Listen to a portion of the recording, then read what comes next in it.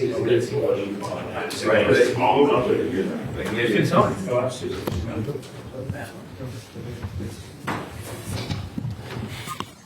good afternoon and welcome to St George's Park for this media conference here with Taylor Harwood-Bellis.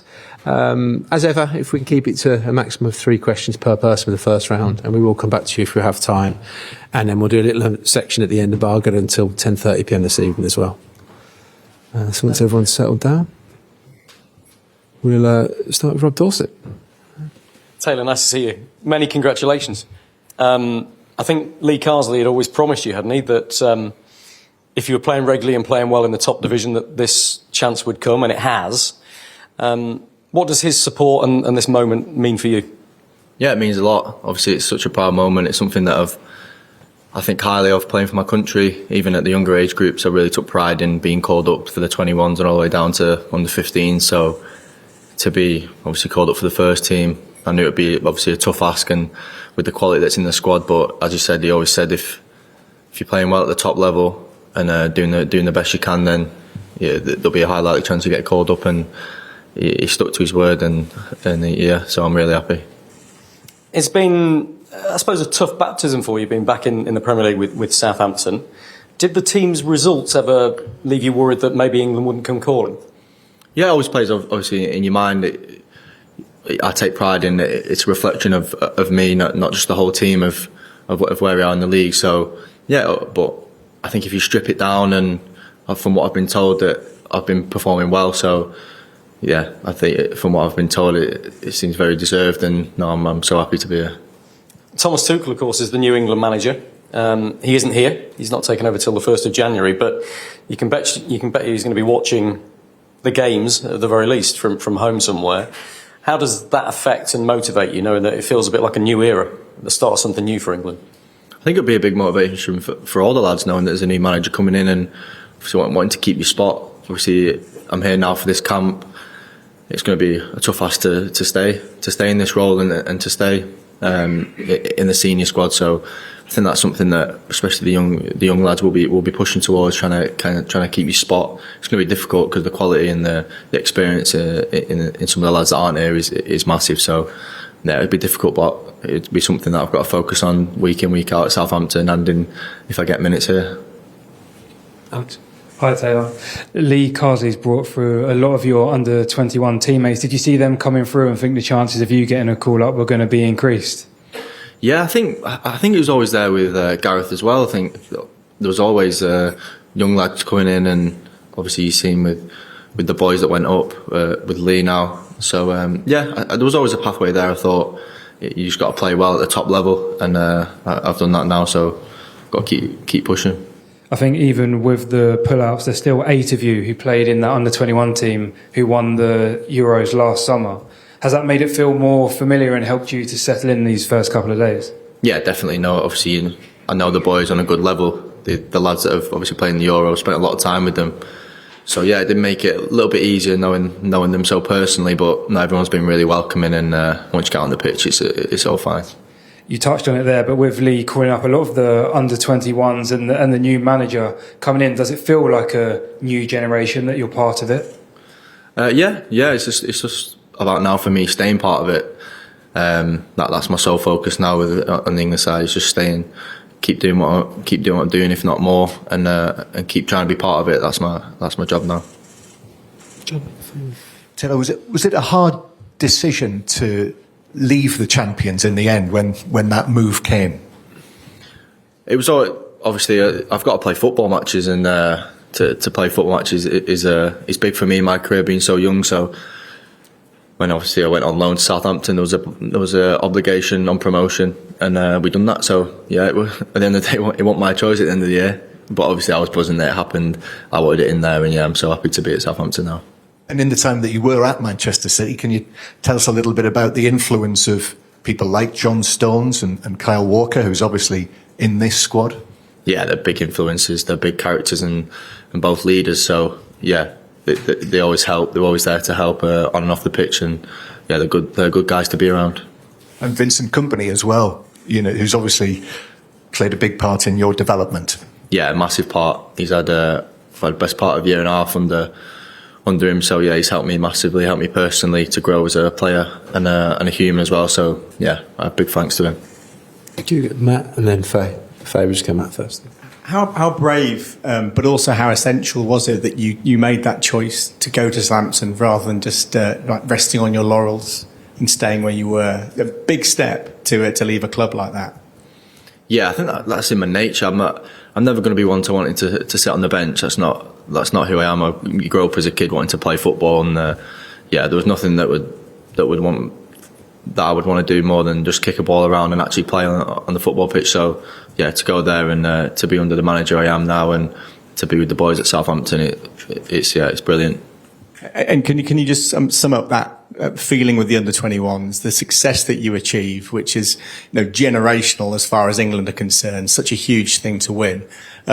How big was that for your confidence and your belief that you can go and you can be a champion of Europe, a real winner with England?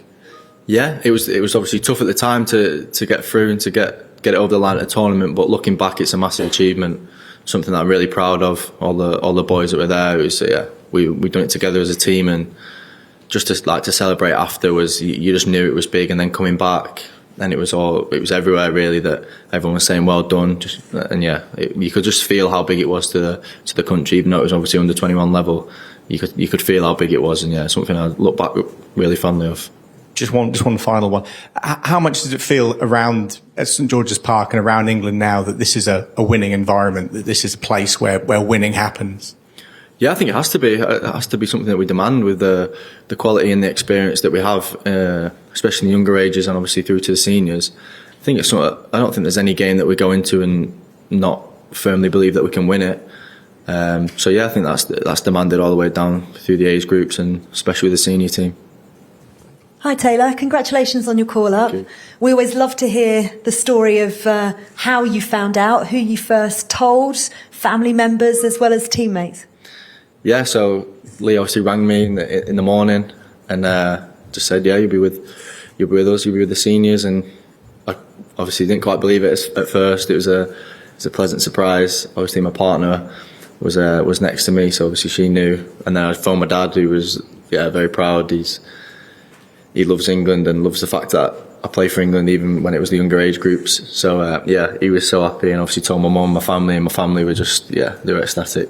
Yeah, I bet they were. Any teammates that you spoke to, or anybody in the seniors that you maybe haven't spoken to that you've managed to grab a few moments with since you've been here? Yeah, to be fair, one of the first people to message was Aaron Ramsdale. Obviously he was meant to, obviously injured now, so yeah, he messaged straight away, and I was happy to see his name just because obviously one of my mates at the club. So yeah. You've said that your sole focus is on staying in the side, being selected for every camp. Are you focused on the World Cup in 18 months' time, and what is it that's going to get you to that tournament? I think the big focus now is the two games coming up, just because they're very important games. Obviously getting promoted out of this group. So yeah, I think that's the focus now. That's been the message from Lee and the staff. So yeah, I think the two games are very important. And what attributes do you want Thomas Tuchel and, of course, Lee Carsley to see from you in this camp? I think just being myself. That's the message I've always had. Just be yourself, be confident, and just do what you do at your club. And that was it really. Good luck. Thank you. Henry? Taylor, hi. Congratulations. What is it about Stockport that's suddenly made it a hotbed of football? We see Phil Foden, Cole Palmer, I think Kobbie Mainoo's from there, obviously yourself. What is it about Stockport? Something in the air, I think, in Stockport. Yeah. I don't know. It's a good town, good people, and obviously the club Stockport County is a big support of that. So there's football everywhere. It's down the road from Manchester with City and United. So yeah, it's a footballing area. The grassroots is good. So yeah. You got football, so family connections with the club Stockport County. Is that right? Your uncle's obviously heavily involved. And was that right that your dad was mascot once? Yeah. Not once. He done it for a good time. To be fair, he's not once. He wasn't just a one-time thing. He was. He was that good at it. Yeah, he was the bear. Yeah, he was. It was sad to see him stop doing that. To be fair. Yeah, and just finally, you obviously got sort of sport in the family. Your sister's a very good basketballer. Yeah, she is. She don't play anymore, but she does. She represented Great Britain. So yeah, sporty family. She was good at basketball. Yeah. Great. And then come across this. Sorry, get the mic across. Oh, there's one there. There you go. Thanks, Grace. Hi, Taylor. Good to see you. What I want to know is how it has been basically just training in the first team, working with Mark Curhey, working with Ezri Konsa, and working with Jared Branthwaite, because we can see there's a lot of talent that are missing from the squad, but we want to kind of know what you've been learning from your teammates so far in the same position. Yeah, I've obviously played with Mark before for the 21s. He was always a steady figure. I'm sure a few of the boys have said that before about Mark. He's very mature and someone that he gives good energy, of just calm and also a very good leader. So have you started calling him Uncle Mark like everyone else? No, not yet. I think hopefully a few more camps and you get Uncle Mark. Yeah, and obviously Ezri is a really good footballer. You can see that for Villa every week. So yeah, it's good to see. It's good to see the level that the boys are at, and trying to match it really. And obviously Jared, I know Jared well.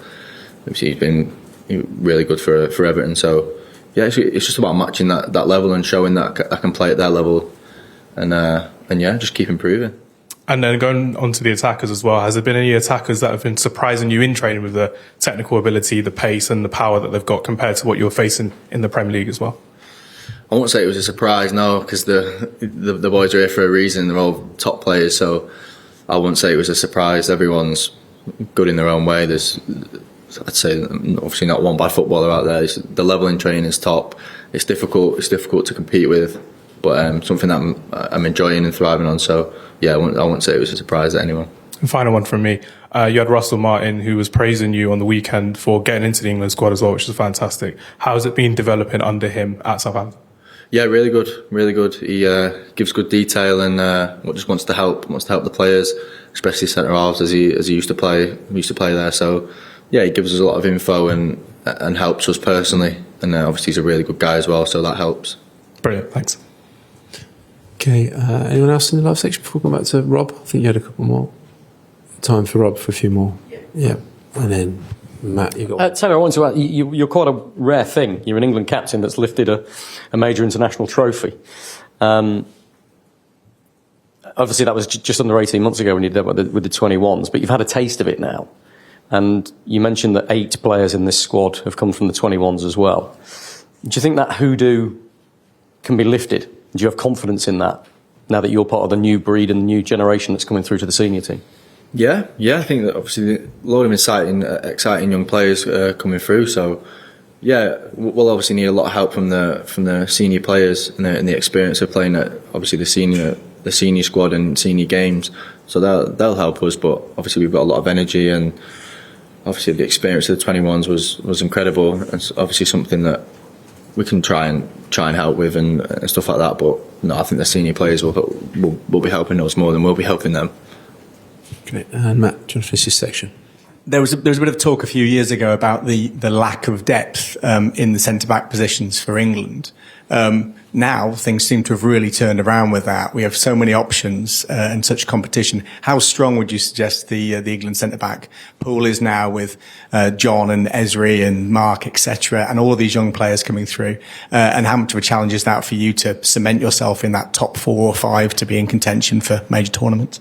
Yeah, it's a big challenge. As you said, you just reeled some of the names off there, and there's a good few more that obviously you didn't name there. So yeah, it's a tough ask, but I've just got to focus on playing my stuff at Southampton and playing at a good level, again, maintaining the level and getting better, improving. That's the aim. And when I'm here, I'm trying to impress when I'm here. And yeah, that's the most important thing. It'll be a big challenge, as you said, with the experience and the quality of players in that centre half position. It'll be a tough ask, but something that I'm excited for, and I'll try my best. Okay, we'll end the live broadcast there and move on to a short section of bargain until 10:30 p.m. this evening.